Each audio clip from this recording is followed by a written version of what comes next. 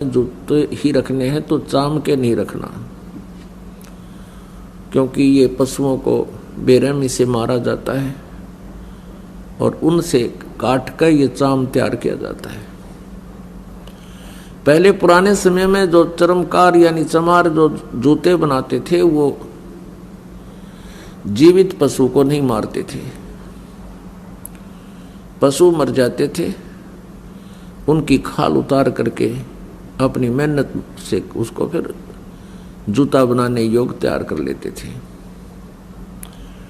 अब वर्तमान की तरह एक एक व्यक्ति 6-6 जोड़ी जूते नहीं रखता था। एक जूता जोड़ी, वह भी कति टूट ले लित्र बन ले, उसके फिर थेगड़ी लवाए जाते थे और पहनते रहते थे। अब वर्तमान में तो बहुत जुल्म हो रहा है। भैंसों को, काटड़ों को, गौओं को बढ़िया चाम बनाने के लिए एक ऐसा केमिकल प्रयोग करते हैं, जीवित को भूखा रखते हैं, प्यासा रखते हैं, ताकि वो मांस समाप्त होकर के और चाम में समा जावे। और उसके जीवित के ऊपर ही वो फिर कहते हैं बहुत जबरदस्त गर्म पानी डाल देते हैं, वो फूल जावे और वो पशु बहुत बुरी तरह चिल्ला रहा होता है। फिर उनको काट दिया जाता गर्दन से और फिर वो बढ़िया जूते बनाए जाते हैं। तो पुण्यात्मा, जिस दिन से इस दास को ये ज्ञान हुआ है चाम के जूते, चाम की बेल्ट उसी दिन से त्याग दी थी। ऐसे ही आप जी को चाहिए कि चाम प्रयोग ही करना बंद कर दो, फिर अपने आप इन जीवों की हिंसा बंद हो जाएगी। मांस खाना बंद कर दो, अपने आप सुधार होना शुरू हो जाएगा। ये बातें कहन सुन से नहीं, ये किसी तरीके से इनका अंत किया जा सकता है। आजकल और अन्य बहुत अच्छे ट्रैक्शन वगैरह के जूते आते हैं, उनको पहन लीजिए। और जैसे मिलिट्री वगैरह में है, वो सरकारी मामला है, गवर्नमेंट का है, वहाँ आपको दोष नहीं है वो कैसे जूते पहनने को दे। प्राइवेट फिर आप वो नहीं पहनोगे, केवल ड्यूटी के समय वो पहन सकते हो, उसके बाद अपना दूसरे सिंपल चप्पल पहन लो, चाहे हवाई चप्पल, ये भी बढ़िया है।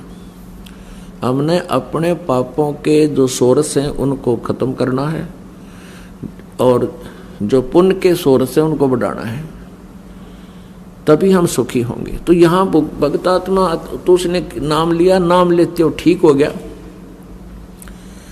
और यहाँ पर आया 1 महीने के बाद निशा मोटा हो रहा, आप चाल खूब नु सैर सपटे छक्कर खूब डट का भोजन पावे, रोटी खावे, ठीक हो गया।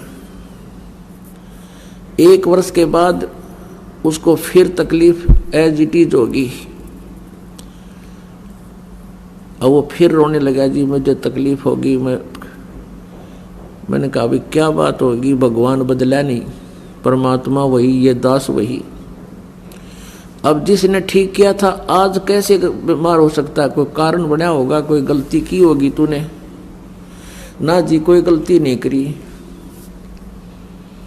रोज भक्ति करता हूँ, मंत्र भी करता हूँ, जोत जलाऊं हूँ, पाठ भी करा दिया। अब हम असमंजस में पड़ जाते हैं, लेकिन पता तो होता है इस दास को, इतना अनुभव है कि ऐसा नहीं हो सकता कि बगैर नियम तोड़े कोई आपत्ति फिर आ जाए।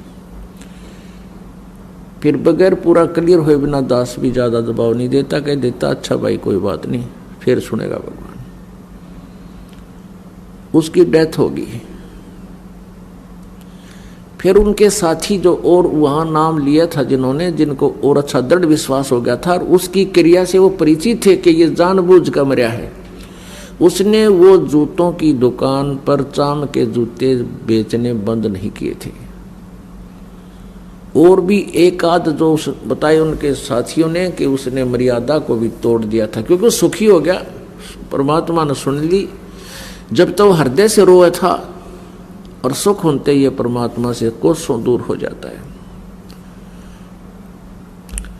तो पुण्यात्मा,